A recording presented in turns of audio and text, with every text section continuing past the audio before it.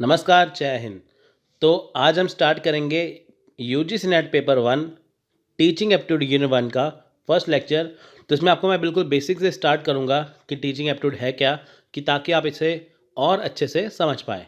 सो देखिए, जब भी इंसान इस दुनिया पे, इस धरती पे जन्म लेता है, तो सबसे पहले जो टीचर होते हैं वो उसके होते हैं उसके पेरेंट्स, यानी कि उसके माता पिता। आप यहाँ पे एक फैमिली की पिक्चर, इनकी फ़ोटो देख सकते हैं। तो देखिए, जो भी बच्चा जब पैदा होता है, जब इंसान दुनिया में जन्म लेता है, तो माता पिता उसके पहले टीचर हैं, उसके शिक्षक हैं, जो उसे उठना बैठना बोलना चलना सब कुछ सिखाते हैं। यानी कि जो भी बच्चा सीखता है वो उसे पेरेंट्स ही सिखाते हैं।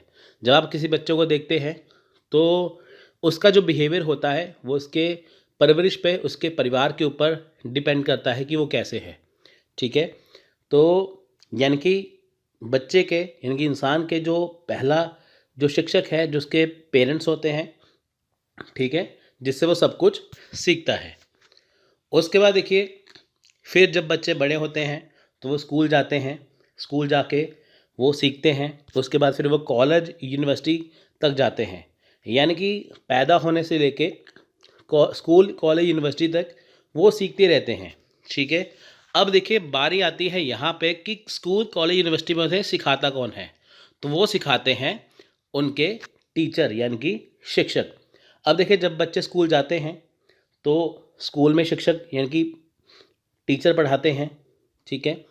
कॉलेज यूनिवर्सिटी जाते हैं तो वहाँ पे भी शिक्षक यानी कि टीचर्स ही वहाँ पे उन्हें पढ़ाते हैं।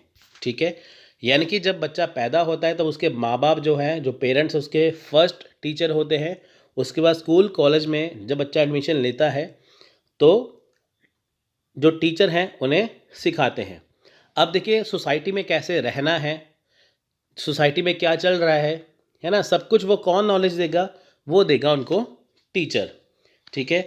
आप यहाँ पे बच्चे की ग्रोथ देख सकते हैं, स्कूल से लेके अपनी ग्रेजुएशन या पोस्ट ग्रेजुएशन की डिग्री तक वो सब कुछ सीखता है स्कूल कॉलेज में।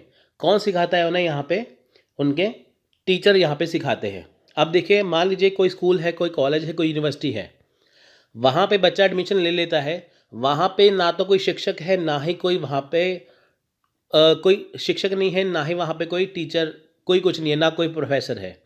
तो बच्चा कहाँ से सीखेगा? बुक्स हैं, लेकिन उन्हें कोई पढ़ाने वाला नहीं, सिखाने वाला नहीं है। ठीक है। अब देखिए, छोटे बच्चे हैं, बुक्स होती हैं उनके पास, लेकिन उन्हें कैसे जो लिखा है कैसे पढ़ाना है, कैसे समझाना है, ये किसका काम है? शिक्षक का। ठीक है। आपके पास देखिए, यूजीसी नेट की अगर आप तैयारी कर रहे हैं तो आपके पास बुक्स हैं। अगर आपको कोई प्रॉब्लम आती है वहाँ पे पढ़ने में, तो आप किसके पास जाएंगे? आप जाएंगे अपने टीचर के पास, कि ताकि जो बुक में लिखा है उसकी प्रॉब्लम को सॉल्व किया जाए। और आपको स्टडी के रिगार्डिंग कोई भी प्रॉब्लम आती है तो आप किसके पास जाते हैं? आप जाते हैं शिक्षक के पास, अपने टीचर के पास, कि ताकि आपकी सारी प्रॉब्लम जो है वो सॉल्व हो जाए। स्कूल से लेके पोस्ट ग्रेजुएशन तक आगे जितनी पढ़ाई है, पीएचडी है, जो कुछ भी है, उनमें सब में ही टीचर ही होते हैं जो बच्चों को गाइडेंस देते हैं, कि ताकि जो बच्चे अपने मन मुताबिक जो भी बनना चाहते हैं वो बन पाएँ। ठीक है। पेरेंट्स जो होते हैं फर्स्ट टीचर हैं। उसके बाद जो है स्कूल कॉलेज में उनको टीचर मिलते हैं, कि ताकि जैसे उनका करियर बन सके। ठीक है। अब जब से देखिए होता है कि बच्चे कहते हैं हमें, जैसे पेरेंट्स कहते हैं कि बच्चों को डॉक्टर बनाना है, इंजीनियर बनाना है, कुछ भी बनाना है। ठीक है। तो कैसे बनेंगे? वो स्कूल कॉलेज में जाएंगे, पढ़ेंगे, लिखेंगे, डिग्री लेंगे, तभी तो जाके बनेंगे ना। तो उनको पढ़ाने के लिए कौन है? उनको पढ़ाने के लिए टीचर हैं। टीचर का काम क्या है? कि बच्चों को रास्ता दिखाना, स्टूडेंट्स को रास्ता दिखाना, कि ताकि वो अपने डेस्टिनेशन, अपनी मंजिल तक पहुंच पाए। ठीक है। सो आप देखिए, हमारे हिस्ट्री में बहुत सारे देखिए स्कॉलर हुए हैं। ठीक है। राजा हुए हैं। उसके बाद देखिए डॉक्टर है, ठीक है, इंजीनियर है, ये सब बनते हैं। ये हमारी सोसाइटी का हिस्सा है। डॉक्टर है, इंजीनियर है, ठीक है, स्कॉलर है, विद्वान है, राजा है, ये सब कुछ होते हैं। ठीक है। लेकिन इनको बनाने वाला कौन है? इनको बनाने वाला होता है टीचर, यानी कि इनका शिक्षक। ठीक है। पुराने समय में आप देखेंगे, पुराने एंशिएंट टाइम में ऋषि मुनि होते थे, वहाँ पे बच्चे सीखते थे। मॉडर्न टाइम में क्या है, आजकल जो शिक्षक हैं, ठीक है, तो कहने का मतलब ये है कि शिक्षक का रूप बदला है। ठीक है। तो बात वही सेम है। ठीक है। डॉक्टर बिना शिक्षक के डॉक्टर नहीं बन सकता, इंजीनियर बिना टीचर के ठीक है इंजीनियर नहीं बन सकता, स्कॉलर जो होते हैं बिना टीचर के स्कॉलर नहीं बन सकते, राजा जो होते हैं ठीक है बिना अपने शिक्षक के बिना अपने गुरु के राजा आगे नहीं बन सकते। क्योंकि देखिए जो कुछ भी उनको चाहिए, जो कुछ भी उन्हें सीखना है, पूछना है, वो अपने शिक्षक से या टीचर से पूछते हैं। तो आपको अंडरस्टैंडिंग होगी, समझ में आ गया कि टीचर की हमारी लाइफ में क्या वैल्यू होती है। शिक्षक की, टीचर की लाइफ में बहुत सारी वैल्यू है, ठीक है।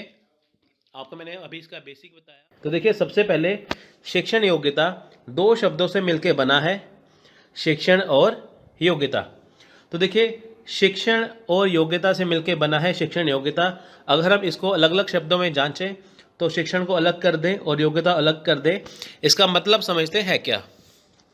तो देखिए सबसे पहले यहाँ पे देखिए शिक्षण का मीनिंग समझिए। शिक्षण ज्ञान और अनुभव के ठोस आदान प्रदान जो आमतौर पर एक अनुशासन के भीतर आयोजित किया जाता है। यानी कि शिक्षण क्या है, शिक्षण क्या है, ज्ञान और अनुभव का आदान प्रदान, ठोस आदान प्रदान। ठोस आदान प्रदान कहाँ पे होता है, क्लासरूम में। देखिए मान लीजिए एक कक्षा है, एक क्लास है, वहाँ पे टीचर स्टूडेंट को पढ़ा रहे हैं। किनको पढ़ा रहे हैं, बच्चों को, यानी कि स्टूडेंट को शिक्षक पढ़ा रहे हैं। किसके जरिए पढ़ा रहे हैं, शिक्षण के द्वारा। तो वो कर क्या रहे हैं, वो ज्ञान और अनुभव को आदान प्रदान कर रहे हैं। यानी कि जो शिक्षक के पास, जो टीचर के पास नॉलेज है वो बच्चों में ट्रांसफ़र कर रहे हैं, वो बच्चों में वो नॉलेज को आदान प्रदान कर रहे हैं। किसके द्वारा, अपने अनुभव के द्वारा उसे कर रहे हैं। किसमें, अनुशासन के भीतर। अनुशासन का मतलब होता है कि जैसे आपको पता है कि कॉलेज हो, स्कूल हो, वहाँ पे एक लेक्चर की लिमिट होती है। जैसे मान लीजिए कि 45 मिनट का लेक्चर है, 45 मिनट का, वो उसके अंदर ही पढ़ाएंगे, उससे ज़्यादा 2-3 घंटे का अपनी मर्जी से लेक्चर नहीं ले सकते। तो वो होता है अनुशासन, और सभ्य तरीके से वो अच्छे से समझाएंगे। दूसरी बात, शिक्षक और छात्रों के बीच प्रभावी बातचीत। प्रभावी बातचीत का मतलब समझिए यहाँ पे क्या है।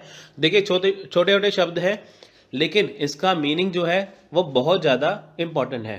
तो देखिए प्रभावी बातचीत क्या है कि टीचर जो बच्चों को पढ़ा रहे हैं, शिक्षक जो बच्चों को पढ़ा रहे हैं और छात्र उसे आसानी से समझ रहे हैं, तो उनके बीच में जो वार्तालाप है, जो उनके बीच में बातचीत है, उसे कहते हैं प्रभावी बातचीत। मान लीजिए टीचर ने बच्चों को पढ़ाया और बच्चों को जैसे कोई डाउट था, किसमें कोई समस्या थी, तो उन्होंने टीचर को बताया, तो टीचर ने उनकी समस्या का हल कर दिया।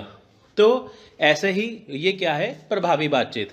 यानी कि शिक्षक के द्वारा कही गई बात को बच्चों द्वारा समझना और बच्चों के द्वारा दी गई समस्या का हल शिक्षक के द्वारा करना, ये है शिक्षण।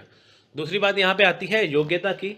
तो योग्यता क्या है, योग्यता कुछ करने की स्वाभाविक क्षमता है। अब देखिए योग्यता क्या है। आप देखिए जो आपका जो कॉलेज स्कूल था जिसमें आप पढ़े हैं, वहाँ पे देखिए आपकी क्लास में मान लीजिए 50 स्टूडेंट है, 50 विद्यार्थी थे आपके बैच में। तो क्या वो सब टीचर हैं, 50 विद्यार्थी का सब टीचर है? नहीं, उनमें से सिर्फ 5-6 या 1 या 2 बच्चे ही आगे जाके टीचर बनते हैं। क्यों?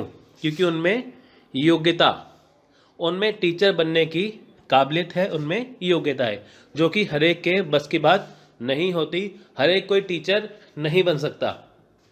इसलिए योग्यता क्या है, कुछ करने की स्वाभाविक क्षमता है। अब देखिए सबका इंटरेस्ट होता है, कुछ कहते हैं कि मैं टीचर बनूंगा, कुछ IAS बनेंगे, कुछ पुलिस में जाएंगे। तो हर एक टीचर नहीं बनते, ये सिर्फ वो बनते हैं जिनमें योग्यता होती है। और दूसरी बात, शिक्षक क्या करते हैं कि शिक्षक शिक्षण देते हैं अपनी योग्यता के द्वारा। आसान शब्दों में समझिए कि शिक्षक जो शिक्षण देते हैं वो अपनी योग्यता के अनुसार देते हैं कि ताकि बच्चों को आसानी से समझ में आए, जो कि देखिए हर एक के बस की बात नहीं होती। इसलिए शिक्षण योग्यता इसी को कहते हैं। यानी कि शिक्षक द्वारा कही गई बात बच्चों को समझाना और बच्चों द्वारा जो समस्या है उसका हल करना, यह है शिक्षण योग्यता। ये एक जो टीचर है, जो बढ़िया टीचर है, जो शिक्षक है, वही कर पाते हैं, जो कि हर कोई नहीं कर पाता।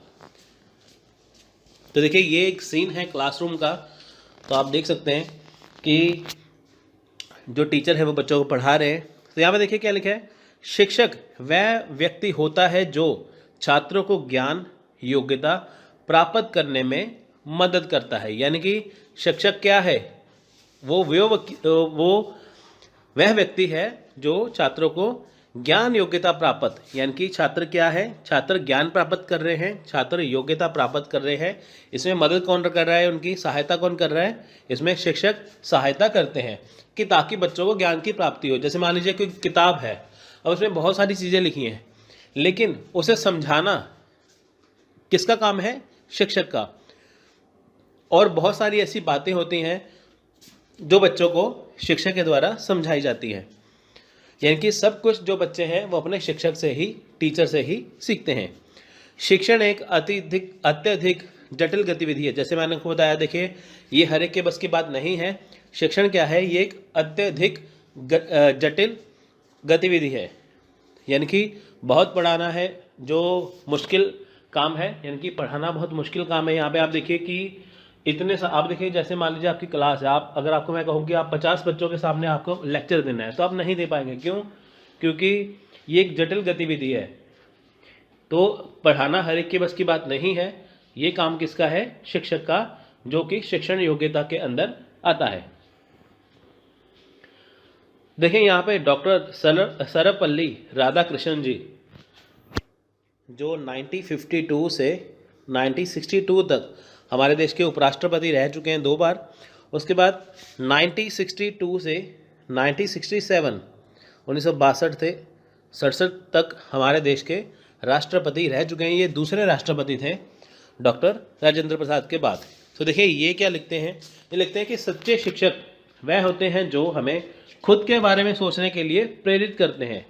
यानी कि देखिए जो सच्चा शिक्षक है वो कौन है, जो हमें खुद के बारे में क्या सोचना है, कि जैसे हम अपने बारे में सोचते हैं ना कि हमें क्या करना है जीवन में, हमें क्या करना है आगे, तो ये काम कौन करवाता है, ये शिक्षक ही हमें समझाते हैं, प्रेरित करते हैं। जैसे मान लीजिए कि आपके मार्क्स कम आ गए, एग्ज़ाम दिया है, कुछ भी किया, तो बच्चे डिप्रेशन में चले जाते हैं। तो शिक्षक क्या करते हैं, उनको मोटिवेट करते हैं, उनको अपने बारे में सोचने के लिए कहते हैं।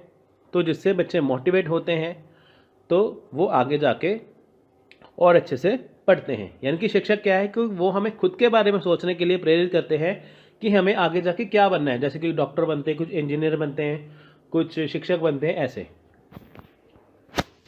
तो यहाँ पे देखिए हमारे जो डॉक्टर APJ अब्दुल कलाम हैं, जो हमारे राष्ट्रपति रह चुके हैं, जिसे मिसाइल मैन भी जिन्हें कहा जाता था, ये लिखते हैं, शिक्षक किसी भी देश की रीढ़ है, वह स्तंभ जिस पर सभी आकांक्षाएं वास्तविकता में परिवर्तित हो जाती है। देखिए कितनी बढ़िया लाइन है यहाँ पे कि शिक्षक क्या है, किसी भी देश की रीढ़ है, यानी कि बैकबोन है। आप देखिए जैसे हमारी रीढ़ की हड्डी होती है, उसके बिना हम कुछ भी नहीं कर सकते, वैसे ही शिक्षक जो है वो देश की रीढ़ है। तो वह स्तंभ जिस पर सभी, यानी कि शिक्षक एक स्तंभ के समान है जिस पे क्या है, सभी आकांक्षाएं, यानी कि जो भी आकांक्षाएं हमारी होती हैं वो वास्तविकता में परिवर्तित होती हैं। जैसे मान लीजिए आपको डॉक्टर बनना है, आपको शिक्षक बनना है, आपको इंजीनियर बनना है, तो आप बिना किताबें तो आप पढ़ेंगे, बिना शिक्षक के आप नहीं कर सकते। शिक्षक आपको बताते हैं कि आपको कैसे चीज़ तैयार करनी है, क्या पढ़ना है, क्या नहीं पढ़ना। देखिए जो भी चीज़ आपको किताब से समझ नहीं आती वो आपको शिक्षक ही समझाते हैं अपने अनुभव के द्वारा। अगर शिक्षक ना हो तो सब कुछ निराकार हो जाएगा। इसीलिए शिक्षक देश की रीढ़ होती है। उसके आगे अब देखिए शिक्षण योग्यता क्या है। यहाँ पे देखिए शिक्षण योग्यता एक सफल शिक्षक बनने के लिए आवश्यक बुनियादी गुणों को संदर्भित करता है। यानी कि देखिए शिक्षण योग्यता क्या है, एक सफल शिक्षक बनने के लिए, अगर आपको एक सफल शिक्षक बनना है या किसी को एक सफल शिक्षक बनना है तो उसके लिए क्या है, आपके अंदर क्या है, बुनियादी गुण होने चाहिए आपके अंदर, जो बहुत ज़रूरी है। बुनियादी गुण कौन से हैं, देखिए जैसे योग्यता हो गई, बुद्धिमत्ता होगी, व्यवहार हो गया, और ऐसे बहुत सारे अन्य गुण शामिल हैं जो आपको एक सफल शिक्षक बना सकते हैं, जो एक ऐसे व्यक्ति से अपेक्षित हैं जो एक सफल शिक्षक बनना चाहता है। यानी कि अगर आप या कोई भी एक सफल शिक्षक बनना चाहता है तो उसमें ये सारे गुण होने चाहिए, तभी वह एक सफल शिक्षक बन पाएगा। तो देखिए शिक्षण योग्यता बहुत ज़रूरी है। शिक्षण योग्यता नाम से ही जैसे पता चलता है, जैसे मैंने आपको बताया है कि पढ़ाने के लिए योग्यता का होना कहलाता है शिक्षण योग्यता। उसके बाद देखिए शिक्षण का अर्थ है क्या। अब देखिए शिक्षा के क्षेत्र में शिक्षण ज्ञान और अनुभव का साझाकरण है। यानी कि शिक्षा के क्षेत्र में शिक्षण, अब देखिए शिक्षण क्या है, किसमें दी जाता है, शिक्षा के क्षेत्र में, यानी कि एजुकेशन सिस्टम के अंदर टीचिंग या शिक्षण दिया जाता है ना टीचर के द्वारा। अब ये होता क्या है, ज्ञान और अनुभव का साझा, यानी कि दोनों चीज़ें मिक्स होती है। उसमें शिक्षण में क्या है, ज्ञान भी होता है, उसमें अनुभव भी होता है, यानी कि एक्सपीरियंस भी होता है। अब देखिए जो एक टीचर है उसके अंदर क्या है, ज्ञान है। जैसे कि फ़र्ज़ करिए कि मैं आपको ये वीडियो के ज़रिए पढ़ा रहा हूँ शिक्षण योग्यता, आप ये पढ़ रहे हैं, जो मेरे दिमाग के अंदर जो ज्ञान है शिक्षण योग्यता को लेकर या पेपर 1 के लेकर वो मैं आपके साथ क्या है वो मैं साझा कर रहा हूँ। ज्ञान को साझा किया और मैंने अपना अनुभव साझा किया कि क्या इम्पोर्टेंट है, क्या नहीं इम्पोर्टेंट है, कैसे आपको करवाना चाहिए, कैसे आपको समझ आएगा। यानी कि एक शिक्षक के अंदर चाहे वो क्लास में पढ़ाए या कैसे भी पढ़ाए, तो एक शिक्षक के अंदर ज्ञान भी होता है, अनुभव भी होता है, दोनों को मिक्स करके वो क्या है उसका साझाकरण करता है शिक्षण के अंदर। यानी कि एक शिक्षक ज्ञान और अनुभव के द्वारा बच्चों को पढ़ाता है। तो यानी कि जो शिक्षक के अंदर जो नॉलेज होती है, जो ज्ञान होता है, जो अनुभव होता है, वो बच्चों में ट्रांसफ़र करता है, वो बच्चों में क्या है वो साझा करता है। शिक्षक और छात्रों के बीच प्रभावी बातचीत, देखिए मोस्ट इम्पोर्टेंट है प्रभावी बातचीत। अब देखिए क्लास में एक शिक्षक पढ़ा रहे हैं, बच्चे उसको पढ़ रहे हैं। अब बच्चों को जहाँ पे कुछ ना समझ आए वो बच्चे क्या करेंगे, टीचर से प्रश्न पूछेंगे, जिसका शिक्षक जो है वो आंसर दे देते हैं कि ताकि बच्चों के मन में कोई डाउट ना रहे। तो ये क्या है, प्रभावी बातचीत है ना, यानी कि टीचर के द्वारा या शिक्षक के द्वारा पढ़ाया गया बच्चों को समझ में आ रहा है या नहीं आ रहा है। ठीक है, तो वो क्या है, वो है प्रभावी बातचीत। टीचर के द्वारा पढ़ाई के बच्चों की चीज़ समझ में आई, बच्चों ने सारे डाउट क्लियर किए, वो क्या है प्रभावी बातचीत हो गया। अब यहाँ पे कुछ परिभाषाएं देख लेते हैं। देखिए नेल्सन मंडेला के अनुसार, देखिए नेल्सन मंडेला कौन है, कौन थे, ये साउथ अफ्रीका के राष्ट्रपति थे जो 27 साल जेल में रहने के बाद वहाँ के राष्ट्रपति बने थे। इन्हें साउथ अफ्रीका का दूसरा महात्मा गांधी भी कहा जाता है। तो देखिए नेल्सन मंडेला के अनुसार शिक्षा सबसे शक्तिशाली हथियार है जिसका उपयोग आप दुनिया को बदलने के लिए कर सकते हैं। बिल्कुल सही है। आप देखिए आजकल सोशल मीडिया का ज़माना है, व्हाट्सएप, फेसबुक का, इंस्टाग्राम का, यूट्यूब का, गूगल का। पहले ऐसा नहीं था। अगर आपको अब किसी चीज़ की नॉलेज चाहिए, कुछ भी चाहिए, तो आपको सोशल मीडिया से मिल जाएगी। लेकिन आजकल क्या है कि सोशल मीडिया में इतना सब कुछ फेक हो चुका है, आपको पता नहीं चलेगा किसके ऊपर आप यकीन करिए, किसके ऊपर ना करिए। लेकिन पहले ऐसा नहीं था। पहले जब आप देखिए कि जैसे प्लेटो थे, एरिस्टोटल थे, है ना, सोक्रेटिस, सबसे पहले जब सोक्रेटिस आए, फिर उनके प्लेटो आए, फिर उसके बाद एरिस्टोटल आए, उसके बाद देखिए कार्ल मार्क्स फिर आए, फिर बाद में ऐसे बहुत सारे राइटर जैसे मैकियावेली आए, है ना। तो इनके पास क्या था, इनके पास कलम की ताकत थी। यानी कि देखिए ये जो भी लिखते थे अपनी बुक्स में या जो भी कुछ लिखते थे, जब उनको बाकी जब पढ़ते थे तो उससे क्या था, एक क्रांति आती थी। अब आप देखिए कि आज़ादी से पहले सोशल मीडिया तो था नहीं, लेकिन महात्मा गांधी ने पत्रिकाएं छापी, बहुत सारे फ्रीडम फाइटर अखबार निकाले, पत्रिकाएं छापी, तो जिसको पढ़ने के बाद क्या है लोगों में जागृति आई। तो है ना, शिक्षक सबसे शक्तिशाली हथियार है जिसका उपयोग आप दुनिया को बदलने के लिए कर सकते हैं।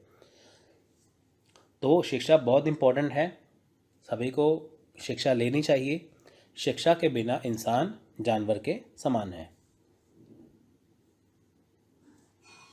अब देखिए ब्रू बैचलर के अनुसार बच्चों को पढ़ाने में केंद्रीय भूमिका निभाते हैं। अब देखिए यानी कि जब टीचर या शिक्षक क्लास में बच्चों को पढ़ाते हैं तो बच्चे कौन सी भूमिका निभाते हैं, वो केंद्रीय भूमिका निभाते हैं।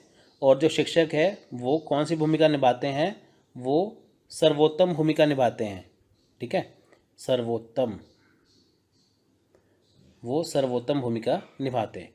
शिक्षक की भूमिका होगी सर्वोत्तम यानी कि बेस्ट, और बच्चों की भूमिका होगी केंद्रीय। अब देखिए, अगर क्लास में बच्चे होंगे तभी शिक्षक उनको पढ़ाएंगे, अगर क्लास में बच्चे ही हों शिक्षक ना हो तो वो किससे पढ़ेंगे? तो ये दोनों को होना जरूरी है। यहाँ पे पढ़ेंगे शिक्षण और कोचिंग के बीच में अंतर है क्या, यानी कि शिक्षण में और कोचिंग में अंतर क्या होता है। तो देखिए दोनों में बहुत सारा अंतर है। आप देखिए शिक्षण क्या है, यह शैक्षिक संस्थानों जैसे स्कूल, विद्यालय, कॉलेज आदि में छात्रों के लिए औपचारिक शिक्षा प्रदान करता है, यानी कि स्कूल, विश्वविद्यालय और कॉलेज आदि में क्या है, छात्रों को, यानी कि देखिए जब टीचर या शिक्षक क्लास में, स्कूल में, विश्वविद्यालय में या कॉलेज में बच्चों को पढ़ाते हैं वो है औपचारिक शिक्षा, वो कहलाता है शिक्षण। लेकिन कोचिंग क्या है, इसका उपयोग किसी विशेष विषय या कौशल में किया जाता है। यह आमतौर पर कार्य और प्रदर्शन पर आधारित है। अब देखिए, अगर आप स्कूल में, जैसे आप स्कूल में पढ़े हैं, यूनिवर्सिटी में पढ़े हैं या कॉलेज में पढ़े हैं, वहाँ पे आपको टीचर शिक्षण देते थे, लेकिन आप अब कर रहे हैं यूजीसी नेट की तैयारी या आप किसी कॉम्पिटिटिव एग्ज़ाम की तैयारी कर रहे हैं, तो आपको उसमें क्या दिया जाता है, कोचिंग। कोचिंग क्या है, विशेष विषय। विशेष विषय क्या है, यूजीसी नेट हो गया, ठीक है, जैसे पेपर 1 सभी का कॉमन है, पेपर 2 सभी का अलग अलग है, तो उसके विषय में आपको विशेष रूप से जानकारी दी जाती है। अब देखिए किसी भी शैक्षणिक संस्थान में ऐसा नहीं है कि आपको यूजीसी नेट की कोचिंग सभी में दी जा रही है ना, तो वहाँ पे आपको शिक्षण दिया जाता है। लेकिन अगर आपको कोई गवर्नमेंट का कॉम्पिटिटिव एग्ज़ाम करना है, जैसे bank, SSC, railway, UPSC, IAS हो गया, टेट का हो गया, नेट का हो गया, उसके लिए क्या है, उसके लिए आपको कोचिंग लेनी पड़ेगी। यानी कि शिक्षण क्या है, वो शिक्षा जो स्कूल, विश्वविद्यालय, कॉलेज में दी जाती है, लेकिन कोचिंग क्या है, वो जो आप कोई कॉम्पिटिटिव एग्ज़ाम की तैयारी करने के लिए करते हैं, तो वो है कोचिंग। शिक्षण की प्रकृति क्या है, देखिए शिक्षण की प्रकृति गतिशील, सामाजिक और मानवीय। अब देखिए शिक्षण की प्रकृति क्या है, वो गतिशील है, वो सामाजिक है, वो मानवीय है, ठीक है। यानी कि देखिए शिक्षण की गतिशील है, बदलती रहती है। जैसे देखिए कि पहले जब शिक्षक पढ़ाते थे वो कैसे पढ़ाते थे, वो बोर्ड पे पढ़ाते थे चौक से, बाद में वाइट बोर्ड आ गए, मार्कर से लिखने वाला, फिर अब यूट्यूब का ज़माना चल रहा है ज़्यादा, वीडियो के ज़रिए, आजकल डिजिटल बोर्ड आ गए हैं। तो यानी कि टीचर पढ़ा रहे हैं, शिक्षक जो शिक्षण दे रहे हैं, लेकिन उनका जो तरीका है वो बदला है, तो वो गतिशील हो गया। सामाजिक है, समाज में क्या हो रहा है उसके बारे में बताना। मानवीय है, बिल्कुल ह्यूमैन है। देखिए मानवीय है, शिक्षक कभी भी ऐसा नहीं करते कि ये अमीर बच्चा है मैं इसे पढ़ाऊंगा, गरीब को नहीं पढ़ाऊंगा, ऐसा नहीं है। शिक्षा सभी के लिए एक समान है। कला विज्ञान दोनों है, कला विज्ञान है दोनों, शिक्षण कला भी है और विज्ञान भी है। देखिए कोई चीज़ मुश्किल हो उसे बिल्कुल आसानी से करवाना, वो क्या है, कला। विज्ञान यानी कि जो चीज़ जैसी है उसको उसी के अकॉर्डिंग आसान भाषा में करवाना। तो ये दोनों चीज़ें हैं वो शिक्षण की प्रकृति में आते हैं। अब आते हैं शिक्षण के लक्षण। देखिए शिक्षण के लक्षण क्या है, यह एक पेशेवर गतिविधि है, बिल्कुल सही है। देखिए शिक्षण जो है वो एक पेशेवर गतिविधि है, इसे आम इंसान नहीं करवा सकता, इसे वही करवा सकता है जो इसमें पारंगत हो, जो इसमें पेशेवर हो। उसके बाद ये एक विशेष कार्य है, बिल्कुल सही है। देखिए विशेष कार्य है, देखिए जैसे ऐसा है, पेशेवर का मतलब देखिए पेशेवर ऐसे होता है जैसे एक कॉलेज में हिस्ट्री के अध्यापक हैं, पॉलिटिकल साइंस के, राजनीति विज्ञान के हैं, मैथ के हैं। अगर आपको मैथ्स करना है तो आप मैथ के टीचर के पास जाएंगे, हिस्ट्री करना है हिस्ट्री के, राजनीति शास्त्र करना है तो राजनीति शास्त्र के टीचर के पास आप जाएंगे। तो ये पेशेवर गतिविधि हो गया। विशेष कार्य वही है कि वो अपने अपने सब्जेक्ट के में क्या है वो मास्टर होते हैं, ठीक है। उसके बाद छात्रों को अधिक से अधिक सीखने के लिए प्रोत्साहित करना, बिल्कुल सही है। देखिए छात्रों को अधिक से अधिक सीखने के लिए प्रोत्साहित करना, उनको प्रोत्साहित करना कि आप अच्छे से करिए, आपका ज़रूर होगा, यूजीसी नेट होगा, एग्ज़ाम होगा, सब कुछ होगा। उनको प्रोत्साहित करना बहुत ज़रूरी है। अगर प्रोत्साहित नहीं करेंगे तो उनका मोरल डाउन हो जाएगा, वो कोई भी एग्ज़ाम की तैयारी नहीं कर पाएंगे। जैसा कि भी अटकलें लग रही हैं कि इस बार एग्ज़ाम जो है वो डिले हो जाएगा, है ना, तो ऐसा नहीं है, डिले होगा लेकिन आपको तैयारी तो करनी पड़ेगी। क्या पता पहले हो गया एग्ज़ाम, अगर पहले हो या बाद में, तैयारी तो आपको करनी पड़ेगी। एक परस्पर संवादात्मक प्रक्रिया। अब देखिए परस्पर संवादात्मक प्रक्रिया क्या है, ये किसके बीच में होती है, शिक्षक और छात्रों के बीच में। शिक्षक ने जो पढ़ाया बच्चों के समझ में आया, बच्चों के मन में जो डाउट आया उन्होंने टीचर के साथ शेयर किया, तो टीचर ने क्या किया या शिक्षक ने क्या किया, उनकी प्रॉब्लम को सॉल्व किया, उसकी समस्या को हल किया। हो गया परस्पर संवादात्मक प्रक्रिया। औपचारिक और साथ ही अनौपचारिक शिक्षा प्रदान करें या करना। आप देखिए औपचारिक शिक्षा इनकी जो बच्चे सीखने के लिए आए हैं शिक्षक के वो तो उन्होंने पढ़ाया, साथ में उनको कुछ एक्स्ट्रा बातें बताई, जैसे माता पिता की सेवा करनी, सोसाइटी में रहने के काबिल बनाना, है ना, तो बहुत सारी ऐसी चीज़ें बताना। शिक्षण छात्रों को समाज और पर्यावरण में उसे समायोजित करने में मदद करने के लिए उपकरण है। यानी कि इसका यहाँ पे क्या मतलब है कि शिक्षण, देखिए जब शिक्षक क्लास में बच्चों को पढ़ाते हैं वो छात्रों को ऐसे पढ़ाते हैं कि वो समाज में और पर्यावरण में रहने के लायक हो। वो बताते हैं कि अगर आपको समाज में रहना है दूसरों की इज्जत करें, ऐसे समाज में रहिए, ठीक है, तो उनको वो मदद करते हैं कि वो समाज में कैसे रह सके। अब बारी आती है यहाँ पे शिक्षण के उद्देश्य के बारे में। अब देखिए शिक्षण का उद्देश्य क्या है, व्यवहार और आचरण को आकार देने के लिए। किसका व्यवहार और आचरण, छात्रों का, ठीक है, छात्रों का व्यवहार और आचरण, उसको क्या करना है, आकार देने के लिए। व्यवहार क्या है, देखिए बच्चे क्लास में चिड़चिड़े हो जाते हैं कई बार, क्यों, क्योंकि उन्हें चीज़ समझ में नहीं आती। अब बच्चों को देखिए मान लीजिए हिस्ट्री समझ में नहीं आ रही, इतिहास समझ में नहीं आ रहा, मैथ समझ में नहीं आ रहा, ठीक है, तो उनको अगर मैथ समझ में नहीं आ रहा, उनका व्यवहार चिड़चिड़ा हो जाता है, तो टीचर उनको समझ के उनको आसानी से शॉर्टकट ट्रिक से जैसे करवाएगा, तो उनको क्या होगा, एक उनके व्यवहार और आचरण को आकार देने के लिए सहायता मिलेगी। इनकी उनका आचरण कैसा है, उनका व्यवहार कैसा है, उसको आकार कौन देता है, शिक्षक देता है शिक्षण के जरिए। छात्रों के सीखने के कौशल में सुधार करने के लिए, देखिए छात्रों का जो सीखने का कौशल है उसमें सुधार करना, यानी कि जैसे छात्र सीख रहे हैं, जैसे पढ़ रहे हैं, वो और उसे कैसे अच्छे से और पढ़ सकते हैं उसमें सुधार कर देना, कि जैसे हार्ड वर्क मत करिए, स्मार्ट वर्क करिए, ऐसे करके।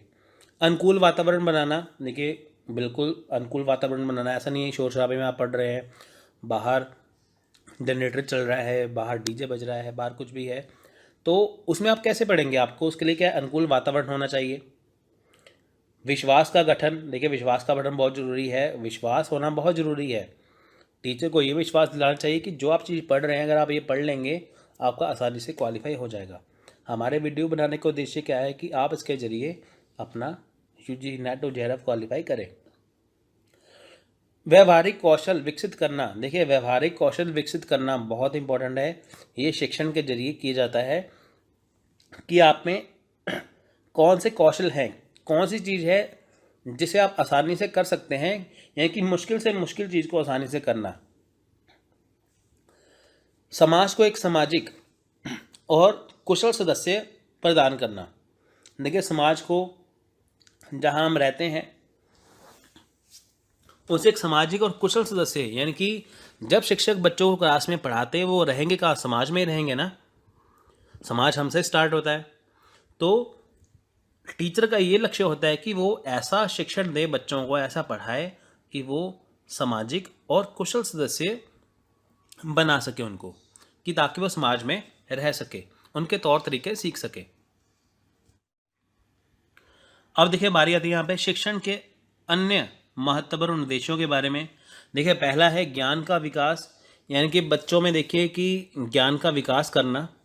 देखिए ज्ञान का विकास कैसे कर सकते हैं, नक्शे, चार्ट और आरेख पर जानकारी दिखाएं, यानी कि अगर बच्चों में ज्ञान बढ़ाना है तो उनका, जैसे मान लीजिए हिस्ट्री, ज्योग्राफी, इतिहास या भूगोल पढ़ा रहे हैं, उनको कोई भी चीज़ पढ़ा रहे हैं, उनको नक्शा दिखाना, चार्ट बना के दिखाना, आरेख बनाकर जानकारी देना, कि ताकि उनके समझ में आए, उनको और अच्छे से क्लियर हो जाए।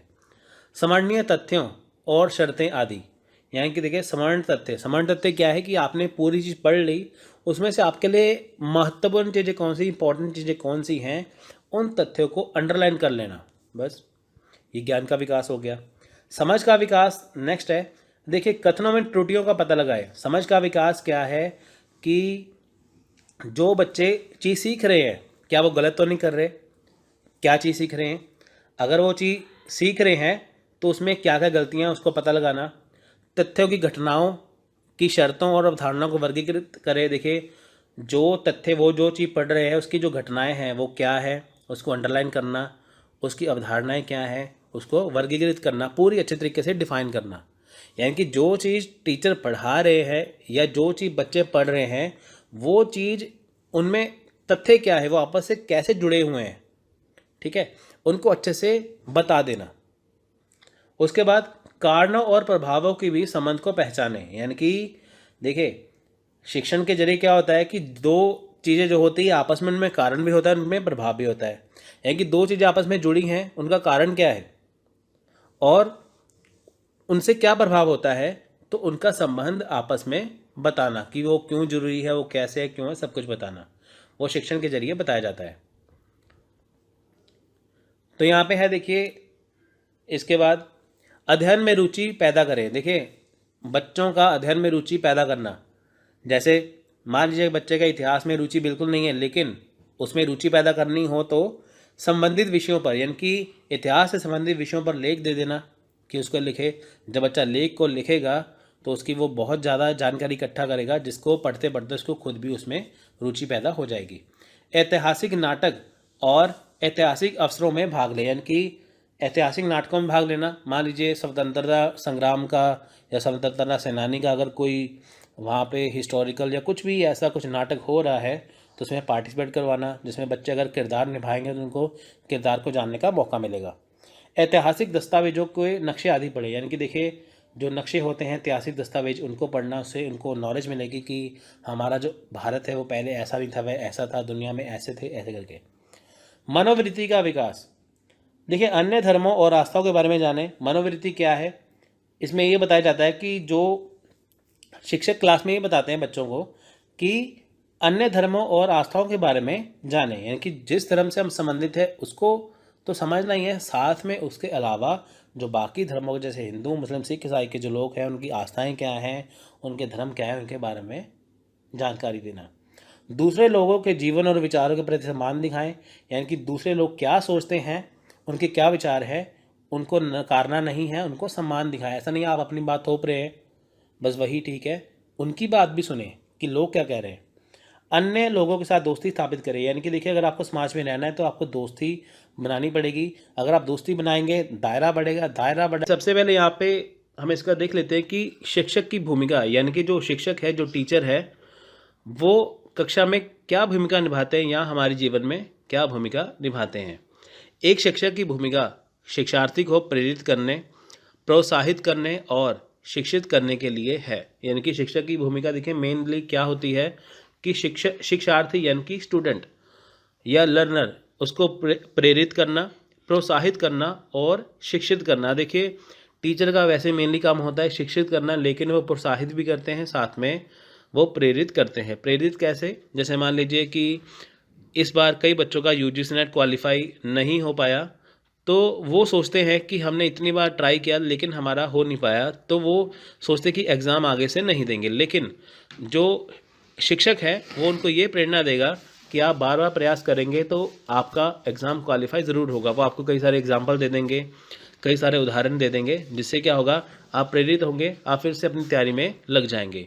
तो ये शिक्षक का काम है।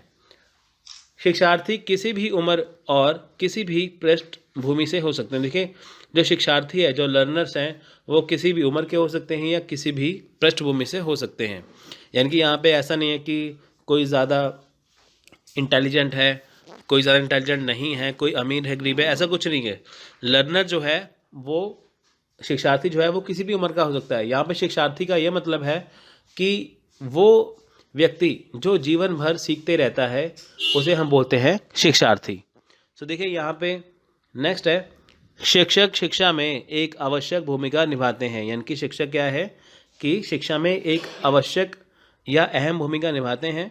आमतौर पर शिक्षा में एक शिक्षक की भूमिका शिक्षण से परे होती है। देखिए आमतौर पे क्या होता है कि जो शिक्षा में, यानी कि जो हमारा एजुकेशन फील्ड है, जो शिक्षा का क्षेत्र है, वहाँ पे जो शिक्षक की भूमिका है वो शिक्षण से परे होती है। इसका मतलब क्या है कि टीचर को पढ़ाना तो है, शिक्षक को पढ़ाना तो है, लेकिन क्या होता है कि सिर्फ पढ़ाना ही नहीं है, साथ में क्या है, वो एक्स्ट्रा चीज़ें भी आपको नॉलेज उसमें काफ़ी देता है, जिससे क्या है, स्टूडेंट काफ़ी मोटिवेट हो जाते हैं और उनको काफ़ी कुछ नया सीखने को मिलता है। सो नेक्स्ट है, यहाँ पे देखिए आप साथ साथ लिखते जाइए जिससे आपके नोट्स बन जाएंगे।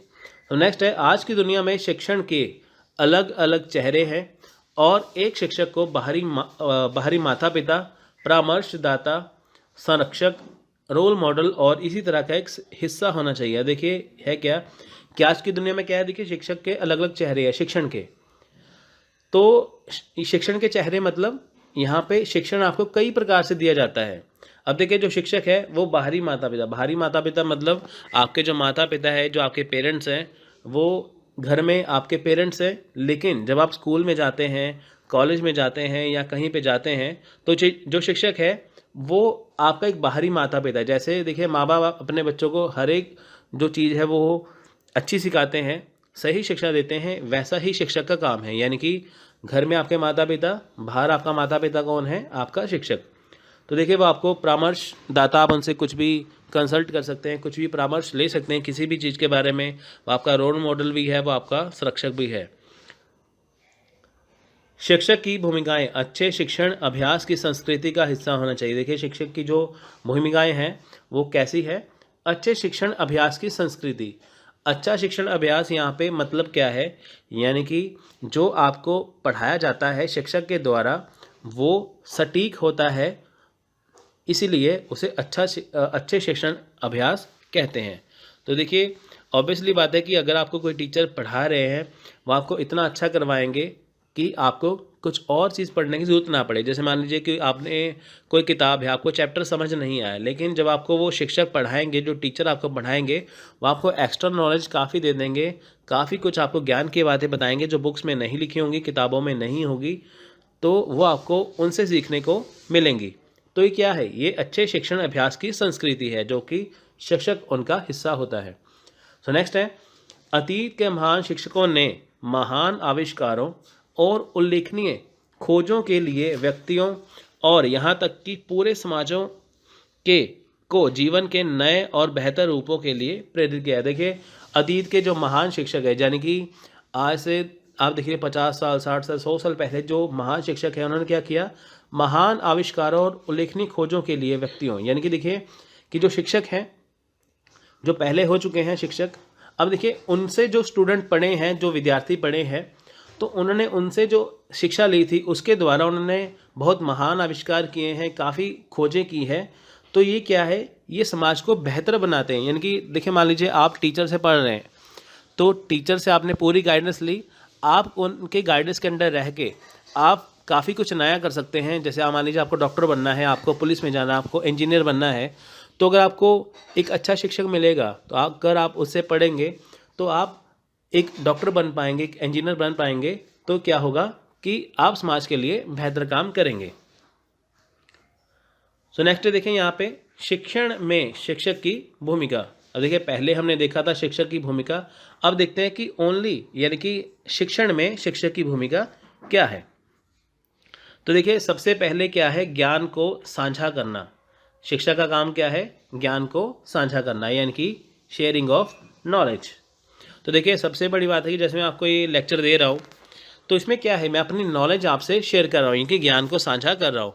क्लास में जब टीचर बच्चों को पढ़ाते हैं तो वो क्या करते हैं, वो ज्ञान को साझा करते हैं ना, यानी कि उनके दिमाग में जो ज्ञान होता है तो वो बच्चों से शेयर करते हैं कि ताकि बच्चे भी उनकी बातों को समझ पाएँ। सो नेक्स्ट देखें यहाँ पे क्या है कि ज्ञान को साझा करना, शेयरिंग नॉलेज क्या है। एक शिक्षक का प्राथमिक कर्तव्य ज्ञान प्रदान करना है और यह शिक्षण से आता है। यानी कि एक शिक्षक का प्राथमिक कर्तव्य क्या है, प्राथमिक कार्य या पहला कार्य क्या है, ज्ञान प्रदान करना। यानी कि शिक्षक किसके लिए होते हैं, ज्ञान प्रदान करने के लिए।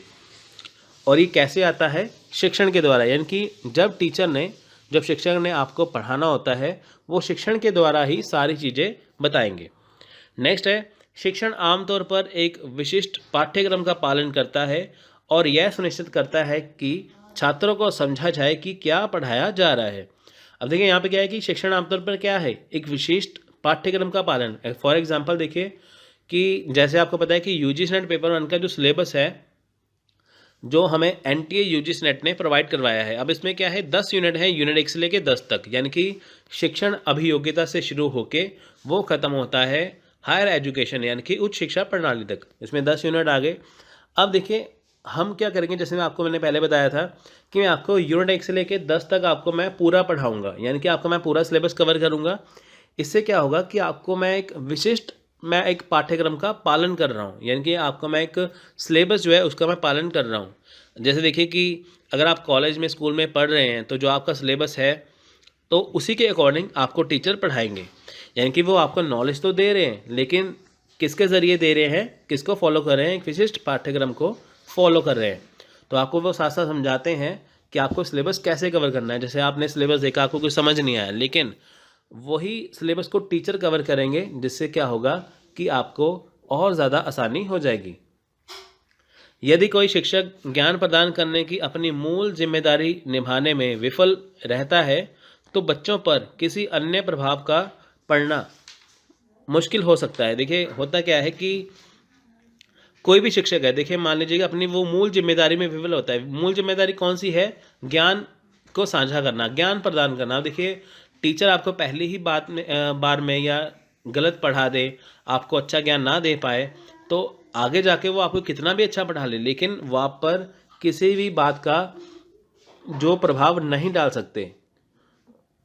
अगर आपको वो अच्छे से नहीं पढ़ाते, अगर आपको वो कोई और चीज़ भी सिखाते हैं तो आप उनकी बातों को अच्छे से फॉलो नहीं करेंगे। इसमें क्या है कि इससे प्रभाव पड़ना मुश्किल हो जाता है। ये है ज्ञान को साझा करना। नेक्स्ट है यहाँ पे देखिए आदर्श, यानी कि रोल मॉडलिंग। अब देखिए बहुत सारे टीचर हैं जो आपको प्रेरित करते हैं। आपने भी आपके कॉलेज में स्कूल में टीचर ऐसे होंगे, आपको देख के लगता होगा कि हाँ मैं इनके जैसा टीचर बनूंगा। आप उनका स्टाइल कॉपी करते हैं, आप उनको आदर्श मानते हैं, आप उनके जैसा बनना चाहते हैं। वो होता है रोल मॉडलिंग। रोल मॉडलिंग मतलब क्या है? आदर्श, कि हम जिसके रास्ते में चलते हैं, जिसके जैसा बनना चाहते हैं। हालांकि शिक्षक खुद को रोल मॉडल के रूप में नहीं देखते हैं, लेकिन सच्चाई यह है कि वे वास्तव में हैं। लेकिन देखिए यहाँ पे क्या है कि हालांकि जो शिक्षक है वो खुद को रोल मॉडल नहीं मानते, वो रोल मॉडल के रूप में नहीं देखते, लेकिन सच्चाई ये है कि वास्तव में वही हमारे रोल मॉडल है। क्योंकि देखिए हम उनसे बहुत कुछ सीखते हैं, उनसे ही सीख के हम जिंदगी में आगे बढ़ते हैं, तो इसीलिए वो रोल मॉडल होते हैं। छात्रों द्वारा प्रत्येक दिन या सप्ताह में छात्रों के साथ जितना समय बिताया जाता है उससे छात्रों पर एक निश्चित स्तर का प्रभाव पड़ता है। अब देखिए यहाँ पे क्या है कि छात्र देखिए जितना टाइम बिताएंगे, ठीक है, तो उससे क्या होगा, उनसे क्या होगा कि छात्रों पर ही एक निश्चित स्तर पर प्रभाव यहाँ पे पड़ता है। तो देखिए यहाँ पे क्या है नेक्स्ट, शिक्षक केवल ज्ञान प्रदान नहीं करते बल्कि वे चरित्र निर्माण में भी मदद करते हैं। देखिए शिक्षक क्या है, वो ज्ञान प्रदान तो करते हैं, साथ में क्या है आपका चरित्र निर्माण भी करते हैं। देखिए आपको वो अच्छा सिटीजन बनाते हैं कि आप समाज में रह सको, सोसाइटी में बैठ सको। तो जैसे मान लीजिए कि वो आपको सिखाते हैं पढ़ाने के साथ साथ आपको समाज में कैसे रहना है, कैसे बात करनी है दूसरों से, कैसे मैनर्स, वो आपको पूरे सिखाते हैं कि ताकि आपका एक अच्छा करैक्टर हो सके। आप देखिए जैसे मान लीजिए आपसे कोई फ्रेंड आपका बात करता है तो आपको उसका वे ऑफ टॉकिंग स्टाइल अच्छा लगता है, आपको उनके पढ़ाने का नज़रिया अच्छा लगता है। तो ये किससे होता है? अगर उनको अच्छा शिक्षक मिला है तो शिक्षक ने उनका चरित्र निर्माण किया, तभी वो आगे जाके ऐसा कर रहे हैं ना। इसलिए इस प्रभाव को सकारात्मक या नकारात्मक बनाने के लिए यह शिक्षक के पास है। यानी कि देखिए किसी प्रभाव को सकारात्मक बनाना या नकारात्मक बनाना ये किसके पास है? शिक्षक के पास। शिक्षक देखिए एक अच्छा करैक्टर बना सकता है किसी स्टूडेंट का, उसको वो ख़राब भी कर सकते हैं। जैसे मान लीजिए वो आपको अच्छी बातें सिखाएंगे या बुरी बातें सिखाएंगे, आप पे सकारात्मक प्रभाव पड़ रहा है या नकारात्मक पड़ रहा है, ये आप पर डिपेंड है, ये टीचर पे डिपेंड है। जैसे शिक्षक है, अगर वो आपको मान लीजिए अच्छी नॉलेज दे रहे हैं तो आप उनसे सीखेंगे, आपको वो एग्जांपल देंगे। जैसे मान लीजिए आपको कहेंगे अच्छे नागरिक बनो, आपको वो गांधी जी के एग्जांपल दे देंगे, और साथ में स्वामी विवेकानंद की हो गया, वो बहुत सारे ऐसे एग्जांपल देंगे जिससे आप प्रभावित होंगे, तो आप एक अच्छे नागरिक बनेंगे। दूसरी तरफ अगर दूसरी तरफ आपको गलत चीज़ें बताएं तो उससे आप पर नकारात्मक प्रभाव पड़ेगा। तो ये किसके पास है? ये है शिक्षक के पास। नेक्स्ट है शिक्षक गुणवत्ता। देखिए पहला इसमें है शिक्षक गुणवत्ता में आदेश बनाए रखता है। देखिए आदेश क्या है, जैसे मान लीजिए कि वो किसी कॉलेज में या स्कूल में पढ़ा रहे हैं, तो उनको जैसे ऑर्डर मिले हैं पीछे से कि किस चीज़ को कैसे फॉलो करना है, कितनी देर में सिलेबस ख़त्म करना है, कितनी देर में लेक्चर ख़त्म करना है, तो वो उस चीज़ को फॉलो करते हैं। जैसे आप देखिए कि आमतौर पर 45 मिनट्स का 45 मिनट का लेक्चर होता है, तो जिससे टीचर क्या करते हैं कि 45 मिनट में ही बच्चों को पढ़ाते हैं। ऐसा नहीं कि वो अपनी मर्ज़ी से 5-5 घंटे लगे हुए हैं पढ़ाने के लिए, उनको आदेश को बनाए रखना पड़ता है। तो नेक्स्ट है निष्पक्ष। ठीक है, निष्पक्ष है वो, देखिए वो किसी से भेदभाव नहीं करते, चाहे स्टूडेंट इंटेलिजेंट हो चाहे ना हो, वो सबसे एक जैसा व्यवहार करते हैं, क्योंकि उनके लिए देखिए सब एक समान है। शायद ही कभी गुस्सा हो, देखिए वो कभी कभी गुस्सा भी हो जाते हैं। देखिए आपको वो अच्छी चीज़ सिखाते हैं, अगर आप में गलती है, अगर आपको गुस्सा करेंगे तो आप तभी उनको अपनी जो शिकायतें हैं उनको दूर कर पाएंगे, अपनी कमियों को तभी आप जान पाएंगे। पाठ को रोचक बनाना, आप देखिए होता क्या है कि जैसे मान लीजिए कि मैथ्स के स्टूडेंट को क्या होता है कि मैथ्स में बहुत दिक्कत होती है। बहुत सारे स्टूडेंट कहते हैं कि हमें डाटा इंटरप्रिटेशन नहीं आता, हमें मैथ्स नहीं आता, तो उनको डर लगता है। लेकिन टीचर क्या करते हैं कि मैथ्स के ट्रिक्स आपको बताते हैं, जिससे आपको करने में आसानी हो जाती है, तो वो पाठ को रोचक बना देते हैं, जिससे आपकी जो प्रॉब्लम है वो सॉल्व हो जाती है, आपकी सारी समस्याएं दूर हो जाती है। तो पाठ को रोचक बनाना किसका काम है? शिक्षक का। तो नेक्स्ट है कड़ी मेहनत। देखिए वो कड़ी मेहनत करते हैं, आपको जो भी पढ़ाना है तो उसके लिए वो बहुत मेहनत करते हैं। जैसे देखिए मैं आपको ये लेक्चर जैसे आपको मैं समझा रहा हूँ, तो उसको बनाने में देखिए कितना समय लग रहा है, तो ये नोट्स तैयार करने में कितना समय लगेगा। तो ये है कड़ी मेहनत, यानी कि पढ़ाने के लिए खुद प्रिपेयर करना अपने आप को, ये है कड़ी मेहनत। नेक्स्ट है लचीला। देखिए लचीला क्या है कि जैसे आपको मान लीजिए कि कोई चीज़ समझ में नहीं आ रही, वो आपको ऐसा नहीं कहेंगे कि आपको बुक में लिखा है वैसा ही करना पड़ेगा, वो आपको डिफरेंट टाइप के उसके ट्रिक्स बता देंगे, आपको आसानी से पढ़ने का तरीका बता देंगे, या आपको वो इंपॉर्टेंट पॉइंट बता देंगे जिससे आप आसानी से पाठ को समझ पाएंगे। नेक्स्ट है विश्वसनीय। देखिए वो विश्वसनीय होते ही हैं। नेक्स्ट है आदर्श भूमिका। आदर्श भूमिका अभी हमने पीछे पढ़ा ही है कि वो रोल मॉडल होते हैं, कि आदर्श भूमिका निभाते हैं जिससे आप बहुत प्रभावित होते हैं, आप उनके जैसा बनना चाहते हैं। देखिए जैसे मान लीजिए आपने टीचर से पढ़ा, अब आप बड़े होकर आप भी टीचर बनते हैं या बनेंगे या बन चुके हैं, तो कहीं ना कहीं आप पे उनका प्रभाव जरूर होता है आपके टीचर का, तो वो है आदर्श भूमिका। नेक्स्ट है छात्रों को प्रेरित करें। देखिए टीचर का काम क्या है? शिक्षक का छात्र को प्रेरित करना, उनको प्रेरित करना हर काम के लिए। जैसे उनको बताते रहना कि जैसे मान लीजिए आप तैयारी करेंगे यूजीसी नेट की, वो आपको प्रेरित करेंगे कि आप करिए, नहीं हो पाए पहली बार में, दूसरी बार करिए, ट्राई ज़रूर करिए, कभी ना कभी आप सफल ज़रूर हो पाएंगे। तो ये है प्रेरित करना। आपको डिफरेंट टाइप के एग्जाम्पल यहाँ पे दे देंगे।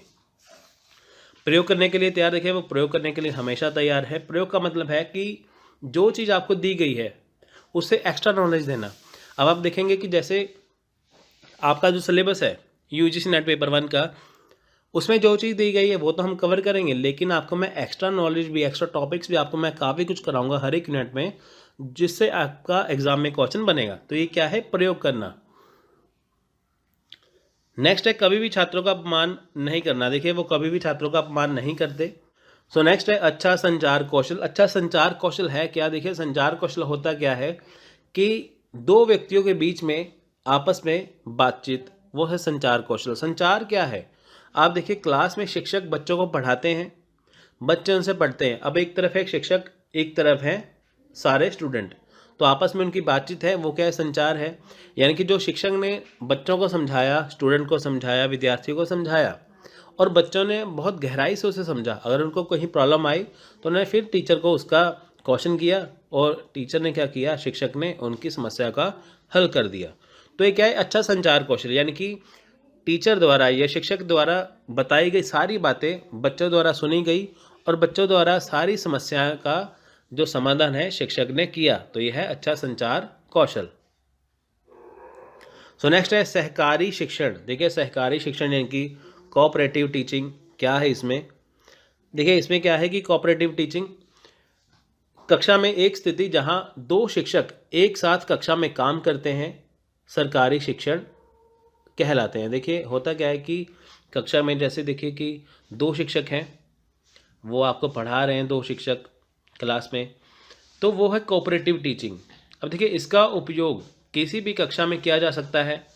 सो नेक्स्ट है एक शिक्षक एक सहायता, यहाँ पे शिक्षक आएगा, ठीक है, शिक्षक आएगा यहाँ पे, ये बना। तो एक शिक्षक होता है पढ़ाने के लिए, एक होता है सहायता करने के लिए उनकी। तो सिखाना, निरीक्षण करना, यानी कि देखिए एक सिखाते हैं, एक आपको समझाते हैं, और एक निरीक्षण करते हैं उसका। स्टेशन टीचिंग, स्टेशन शिक्षण क्या है? देखिए जैसे बच्चों का ग्रुप बना दिया जाता है, समूह बना दिया जाता है 5-6 बच्चों का, उनको एक टास्क दे दिया जाता है करने के लिए कि आपको ये काम करना है। तो ऐसे वैकल्पिक शिक्षण, अब देखिए वैकल्पिक शिक्षण है यहाँ पे। वैकल्पिक शिक्षण मतलब कि मान लीजिए आपको कोई चीज़ पढ़ाने के लिए दी गई लेकिन आपको वो समझ नहीं आई, या आपको वो समझ नहीं आई, तो वो क्या करते हैं, उनको बदल देते हैं, वो विकल्प देते हैं कि आप इसको छोड़ के ये कर लीजिए। सो लास्ट है हमारा शिक्षण का पूर्ण रूप, यानी कि फुल फॉर्म ऑफ टीचर क्या है। तो आप देखिए यहाँ पे देख सकते हैं, टी से टैलेंटेड, ई से एजुकेटेड, ए से एडोरेबल, सी से चार्मिंग, एच से हेल्पफुल, ई से इनकरेजिंग और आर से रिस्पॉन्सिबल। तो देखिए ये सारी फुल फॉर्म है टीचर की। आप देखिए टीचर शब्द में ये कितनी सारी चीज़ें छिपी हुई हैं। तो आप ये चेक करेंगे तो आपको बहुत सारी और भी ऐसे फुल फॉर्म मिलेंगी, लेकिन एक्चुअल में यही फुल फॉर्म होती है। वो टैलेंटेड भी है, वो एजुकेटेड भी है, वो अडोरेबल भी है, चार्मिंग भी है, हेल्पफुल भी है, इनकरेजिंग है और रिस्पॉन्सिबल भी है। सबसे मेन पॉइंट है रिस्पॉन्सिबल होना, यानी कि आपका सिलेबस समय के अकॉर्डिंग ख़त्म कर देना और आपको हर एक बात के लिए मोटिवेट करना। आपकी हर एक बात, हिंदी में कहते हैं सूक्ष्म शिक्षण, इंग्लिश में कहते हैं माइक्रो टीचिंग। तो देखिए सूक्ष्म शिक्षण एक शिक्षण, प्रशिक्षण और संकाय विकास तकनीक है जिसके तहत शिक्षक शिक्षण सत्र की रिकॉर्डिंग की समीक्षा करता है ताकि साथियों या छात्रों से रचनात्मक प्रतिक्रिया प्राप्त की जा सके कि उन्होंने क्या काम किया है और उनकी शिक्षण तकनीक में क्या सुधार हो सकते हैं। तो देखिए सिंपल सा मतलब समझिए, मैं आपको एग्जांपल देता हूँ, उदाहरण देता हूँ यहाँ पे। देखिए सूक्ष्म शिक्षण जो है वो कहाँ काम आती है और किन के काम आती है। देखिए जो टीचर बनने वाले हैं लेकिन अभी टीचर नहीं बने हैं, उनको ट्रेनिंग दी जाती है। जैसे मान लीजिए कि आप अभी टीचर नहीं बने हैं लेकिन आपने यूजीसी नेट क्वालिफाई कर लिया है, या आप मान लीजिए आपने बीएड किया है, एमएड किया है, आपको स्कूल में पढ़ाना है, लेकिन अभी आप टीचर बनने के लिए टीचर अभी नहीं बने, टीचर बनने के लिए आपको तैयार किया जा रहा है। तो उसमें होता क्या है कि आपको, जैसे मान लीजिए आप 10 टीचर हैं, आप अभी टीचर लगे नहीं हैं लेकिन आप टीचर बन रहे हैं, उनमें से एक टीचर को लेसन प्लान के लिए दिया जाता है, वो टॉपिक दिया जाता है लेसन तैयार करने के लिए। तो बाकी जो 10 में से 9 टीचर बचते हैं वो एज ए स्टूडेंट बैठते हैं क्लास में। तो जो एक जिनको लेसन प्लान करने के लिए दिया होता है वो लेक्चर को देते हैं। तो जो 9 टीचर हैं एज ए स्टूडेंट बैठते हैं क्लास में, या कुछ बच्चों को भी साथ में बिठाया जाता है। तो वो देखते हैं कि जिनको काम दिया है पढ़ाने के लिए वो कैसा पढ़ा रहे हैं। जैसे मान लीजिए आप हैं, आपको एक लेसन दे दिया पढ़ाने के लिए, अब आपको जो आपके साथी होंगे, जो टीचर होंगे, वो आपका पढ़ाया हुआ देखेंगे आपने कितना अच्छे से पढ़ाया है। अगर उसमें कुछ भी कमियां होती हैं तो वो आपको बताएंगे। यानी कि ये टीचिंग ट्रेनिंग का एक हिस्सा है। जो भी टीचर बनने वाला है भविष्य में, उनको तैयार करने के लिए माइक्रो टीचिंग की जाती है। तो जैसे मान लीजिए कि आपको एक लेसन दे दिया तैयार करने के लिए, या टॉपिक दे दिया, आपने उसे कितना अच्छे से पढ़ाया है या उसमें क्या क्या कमियां हैं, तो सब कुछ माइक्रो टीचिंग में देखा जाता है। तो ऐसे करते करते जितने भी टीचर हैं सभी को ऐसे ही तैयार किया जाता है। सो ये है माइक्रो टीचिंग। सिंपल सा फिर से एक बार मतलब समझिए, माइक्रो टीचिंग या सूक्ष्म शिक्षण वो शिक्षण है जिसमें टीचर को, यानी कि शिक्षक को तैयार करने के लिए एक ट्रेनिंग दी जाती है जो कि सूक्ष्म शिक्षण कहलाता है। सूक्ष्म शिक्षण माइक्रो टीचिंग शब्द पहली बार 1963 में स्टैनफोर्ड यूनिवर्सिटी के ड्वाइट एलन द्वारा तैयार किया गया था। आप इसे नोट कर लीजिए कि ड्वाइट एलन द्वारा सूक्ष्म शिक्षण को तैयार किया गया था 1963 में। अब देखिए एक परिभाषा देखिए, ब्रेड एंड थॉमसन की 1996 में आई थी ये। तो देखिए ये है क्या, माइक्रो टीचिंग या सूक्ष्म शिक्षण एक ऐसी तकनीक है जिसका लक्ष्य शिक्षक उम्मीदवारों को वास्तविक कक्षा व्यवस्था के लिए तैयार करना। वही बात आ गई ना, वास्तविक कक्षा व्यवस्था, यानी कि आप टीचर बनने वाले हैं लेकिन अभी टीचर नहीं बने हैं, तो स्कूल में पढ़ाने से पहले आपको एक जगह पे ट्रेनिंग दी जाती है माइक्रो टीचिंग या सूक्ष्म शिक्षण के द्वारा। तो वो होती है माइक्रो टीचिंग, यानी कि आप अभी स्कूल में नहीं लगे हैं, लगने से पहले आपको ट्रेनिंग दी जा रही है और आपके जो साथी टीचर हैं आपका पढ़ाया हुआ जांच रहे हैं कि उसमें क्या क्या कमियां हैं। सो देखिए, उसके बाद मूल प्रक्रिया में एक शिक्षक को शिक्षार्थियों के एक छोटे समूह के लिए संक्षिप्त पाठ आमतौर पर 20 मिनट तैयार करने के लिए कहा गया था। यह तब वीडियो रिकॉर्ड किया गया था। यानी कि देखिए कि होता क्या है, आमतौर पर जब ये शुरुआत हुई थी ना माइक्रो टीचिंग की या सूक्ष्म शिक्षण की, तब क्या था, 20 मिनट का एक लेक्चर तैयार करने के लिए दिया गया था। जैसे किसी ने टीचर बनना था, उनको तैयार किया गया था 20 मिनट का लेक्चर तैयार करने के लिए। तो देखिए तब साथ में वीडियो रिकॉर्डिंग भी हुई थी। आजकल भी ऐसा होता है कि जैसे आप पढ़ाते हैं, ठीक है, साथ में वीडियो रिकॉर्डिंग होती है कि ताकि बाद में वो बैठ के आसानी से देख सके कि आपने कैसे पढ़ाया है और आप भी देख सके कि क्या क्या कमियां हैं। पाठ के बाद शिक्षक, शिक्षण सहयोगियों, एक मास्टर शिक्षक और छात्रों ने मिलकर वीडियो टेप देखा और जो कुछ भी उन्होंने देखा उस पर टिप्पणी करते हुए शिक्षक के शिक्षण उद्देश्यों को संदर्भित किया। यानी कि ये जब पहली बार हुआ था, उसके बाद देखिए वीडियो टेप देखा गया, उसमें देखा गया कि शिक्षक ने कैसे पढ़ाया है, उसमें क्या क्या कमियां हैं, सब कुछ इसमें बताया गया।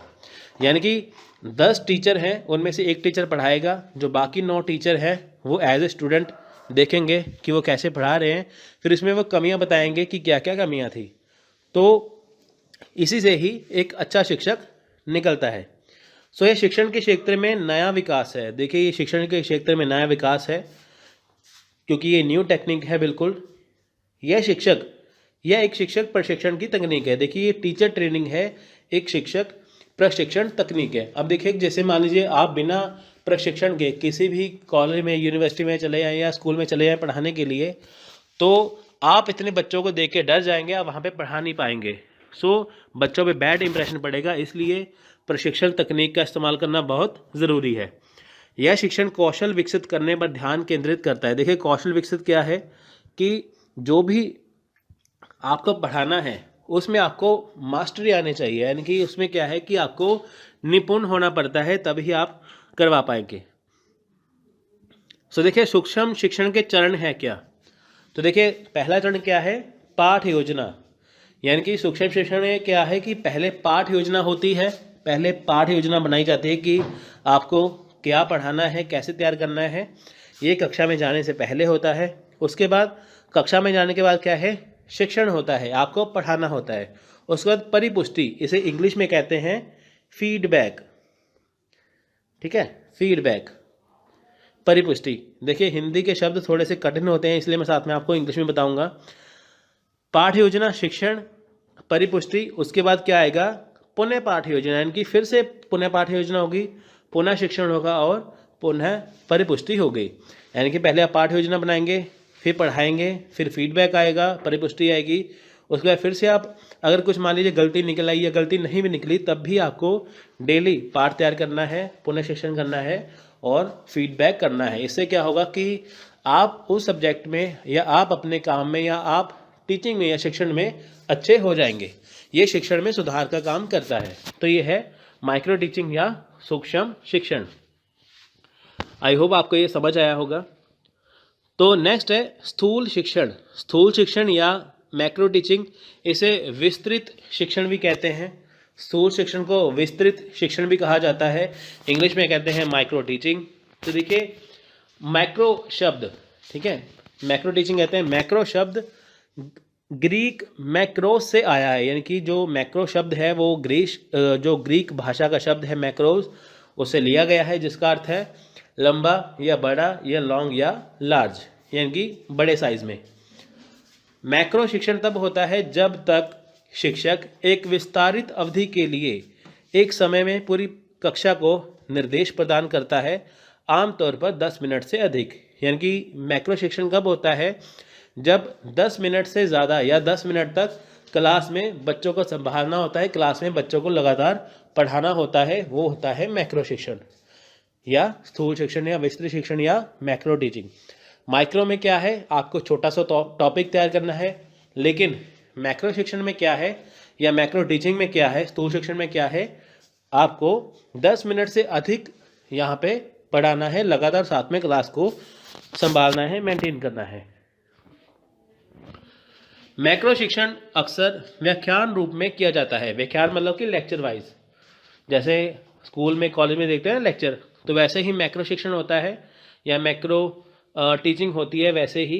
तो आपको व्याख्यान रूप में होता है, आपको 10 मिनट के लिए प्रॉपर लेक्चर देना होता है, जैसा कि टीचर या शिक्षक लेक्चर देते हैं। और इसका उपयोग देखिए एक नई अवधारणा को पेश करने के लिए किया जा सकता है, जैसा कि नए कौशल को जोड़ना या अभ्यास करना। आप देखिए है क्या कि जब व्याख्यान प्रारूप किया जाता है, इसका उपयोग क्या है, नई अवधारणा पेश करना, ठीक है, नए कौशल को जोड़ना। जैसे मान लीजिए कि आपने कोई पाठ तैयार किया किसी पुस्तक से, आप उसमें अपनी तरफ से क्या नया जोड़ रहे हैं, अपने कौशल से आप किस तरीके से उसे पेश कर रहे हैं, ये आपके ऊपर डिपेंड करता है, ये आप पे निर्भर है। शिक्षक उस निर्देश को कैसे प्रदान करता है और प्रत्येक कक्षा गतिविधि में कौन शामिल है, ये भी इसमें आता है। यानी कि जो शिक्षक को लेक्चर दिया है, जो पाठ तैयार उसने किया है, वो उसे कैसे देता है और कक्षा में गतिविधियां क्या क्या होती है। क्लासरूम में जहाँ पे एक से ज़्यादा टीचर होते हैं, जैसे 2 टीचर है, 5 टीचर है, उसे हम कहते हैं टीम टीचिंग। अब वो क्या करते हैं कि मिलकर बच्चों को पढ़ाते हैं, यानी कि कहते हैं ना एक से भले 2, तो ऐसे ही सेम वो चीज़ है।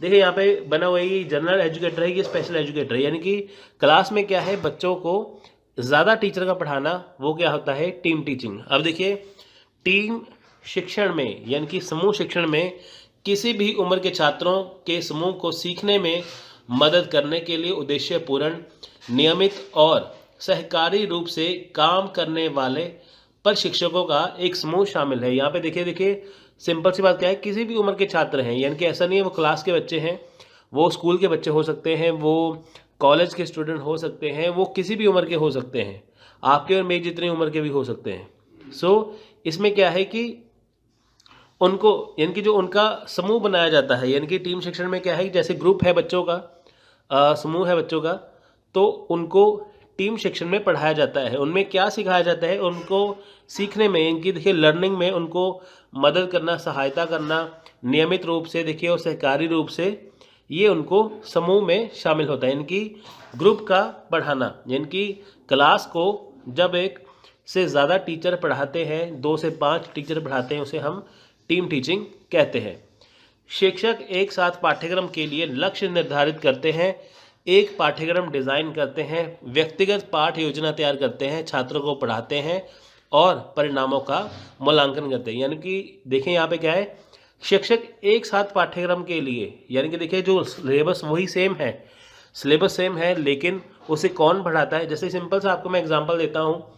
आप देखिए मान लीजिए यूजीसी नेट की तैयारी कर रहे हैं, ठीक है, यूजीसी नेट की तैयारी कर रहे हैं, अब उसमें 10 यूनिट है। 10 यूनिट में देखिए जो मैथ्स का यूनिट है, रीजनिंग का है, डाटा इंटरप्रिटेशन का है।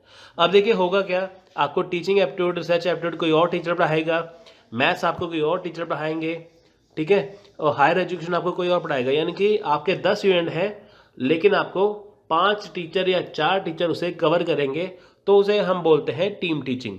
यानी कि एक सिलेबस को ज़्यादा टीचरों द्वारा पढ़ाना, वो होता है टीम टीचिंग।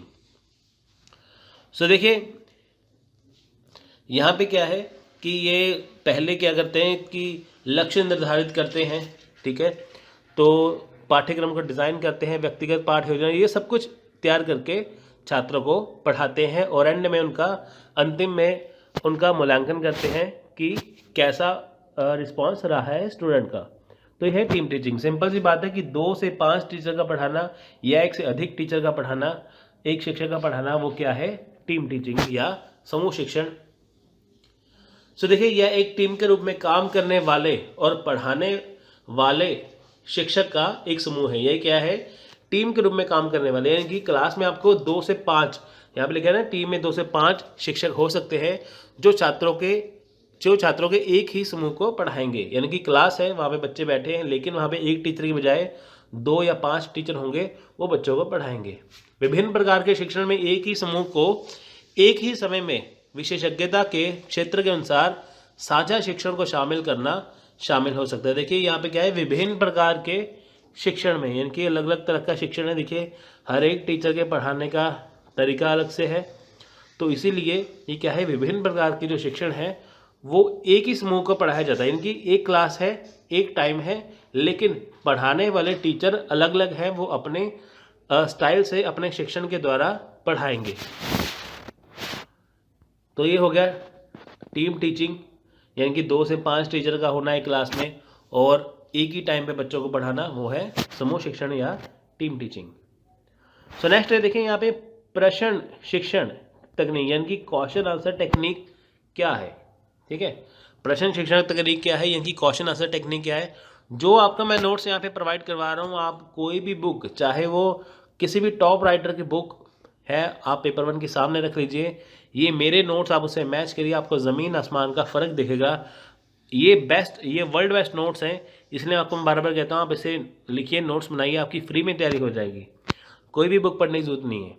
अब देखिए प्रश्न शिक्षण में तकनीक क्या है, क्वेश्चन आंसर टेक्निक क्या है। क्वेश्चन आंसर को देखिए टीचिंग में क्यों इस्तेमाल होता है, तो देखिए पार्कर यहाँ पे लिखते हैं, पार्कर के अनुसार पूछताछ यानी कि क्वेश्चन आंसर सभी शिक्षित गतिविधियों की कुंजी है। पूछताछ मतलब क्वेश्चन, यानी कि क्वेश्चन क्या है, पूछताछ क्या है कि सभी शिक्षित गतिविधियों की कुंजी है। कुंजी मतलब चाबी।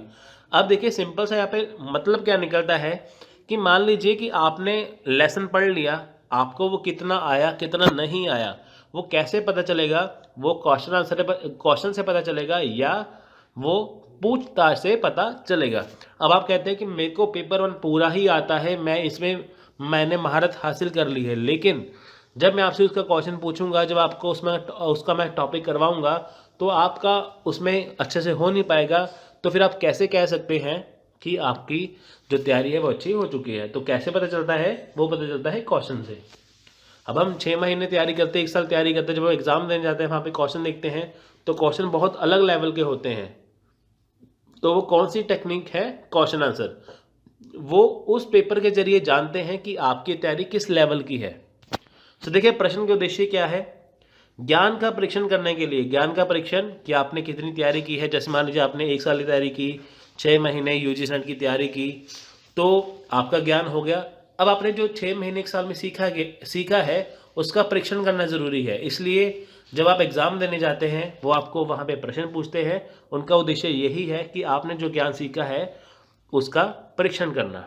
नेक्स्ट है ज्ञान लागू करने के लिए। अब आपने देखिए ज्ञान लागू करना, आप प्रश्न आपके सामने आया, आपके सामने 4 ऑप्शन आए, तो आपने उसका आंसर कैसे दिया, सही दिया गलत दिया, वो ज्ञान लागू हो गया।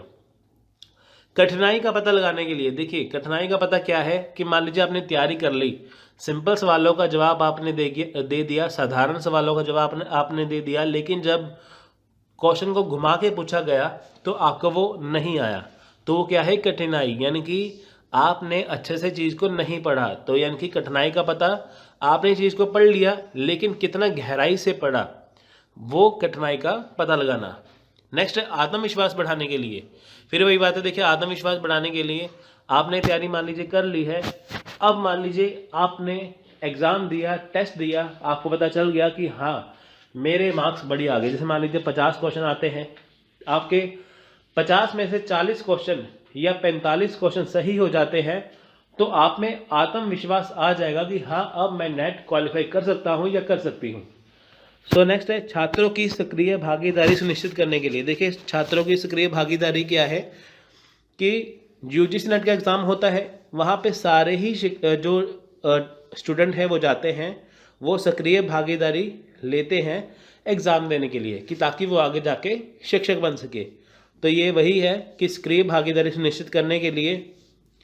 नेक्स्ट है प्रेरणा जगाने के लिए। अब देखिए प्रेरणा कैसे जगती है कि मान लीजिए जैसे आपने क्वालिफाई नहीं किया इस बार एग्ज़ाम, लेकिन आपके फ्रेंड ने कर लिया, या आपको कोई ऐसा एग्जाम्पल मिल गया जिसने पहली ही बार में किया। पहले आपके मन में था कि पहली बार में यूजीसी नेट या जेआरएफ क्वालिफाई नहीं होता, लेकिन जब आपने देखा कि बच्चे पहले ही बार में कर रहे हैं या चौथे पांचवें अटैम्प्ट में कर रहे हैं, तो अगर आप मेहनत करेंगे आपका भी हो जाएगा।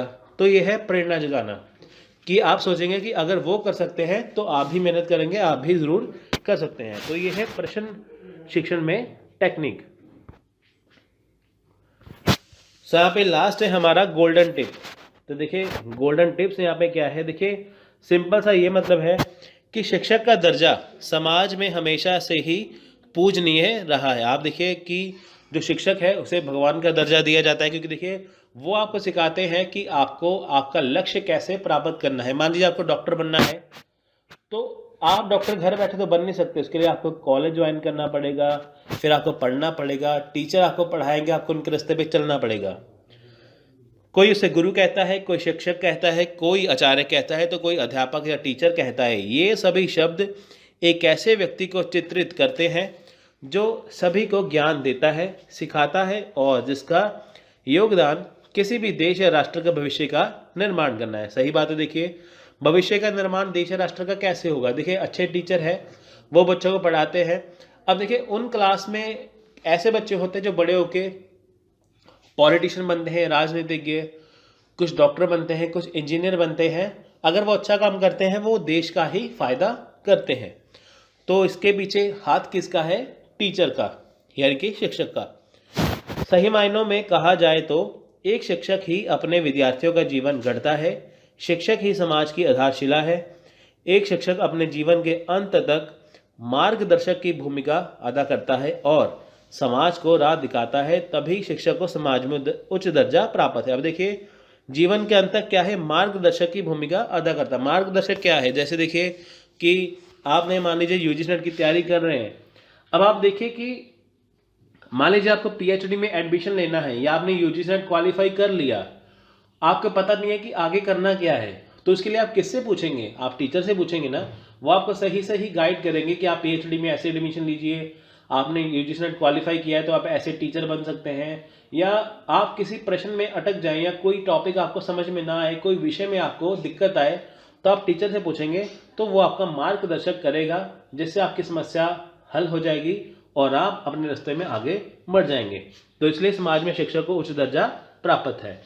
सो नेक्स्ट है शिक्षक ही समाज की आधारशिला है। देखिए बहुत बड़ी बात है, शिक्षक ही समाज की आधारशिला है। आधारशिला मतलब जिसे नींव कहते हैं। अब देखिए शिक्षक मान लीजिए समाज में हो ही ना, तो कोई कुछ नहीं आगे बढ़ सकता जीवन में। एक शिक्षक अपने जीवन के अंत तक मार्गदर्शक की भूमिका अदा करता है और समाज को राह दिखाता है, तभी शिक्षक को समाज में उच्च दर्जा प्राप्त है। माता पिता बच्चों को जन्म देते हैं। सफल जीवन के लिए शिक्षा बहुत उपयोगी है, जो हमें गुरु द्वारा प्रदान की जाती है। देखिए माता पिता बच्चों को जन्म देते हैं, लेकिन जो जीवन सफल कौन बनाता है, गुरु। अब देखिए माता पिता ने जन्म दिया, अब वो पहली बार बच्चे को कहाँ भेजते हैं, स्कूल में। स्कूल में वहाँ पे बच्चों को कौन पढ़ाता है, वहाँ पे शिक्षक पढ़ाते हैं। शिक्षक बताएंगे कि आपको ये पढ़ना है, ये करना है, तभी आप पढ़ पाते हैं, तभी आप लिख पाते हैं, तभी आप समाज में आगे बढ़ पाते हैं। सो देखिए माता पिता के बाद सबसे उच्च दर्जा है गुरु का या शिक्षक का। सो फ्रेंड्स जो शिक्षक है उस यानी कि जो टीचर हैं, उनका हमारे जीवन में बहुत ज़्यादा महत्व है। तो आप उनकी इज्जत करिए, आप उनके सहारे आगे बढ़िए। तो ये था आज का लेक्चर, जिसमें हमने जाना कि शिक्षण योग्यता का अर्थ क्या है, उद्देश्य क्या है, भूमिका क्या है, सूक्ष्म शिक्षण, स्थूल शिक्षण क्या है और समूह शिक्षण क्या होता है। तो इस लेक्चर में हमने ये कवर कर लिया है। तो मिलेंगे अगले लेक्चर में। Thanks for watching.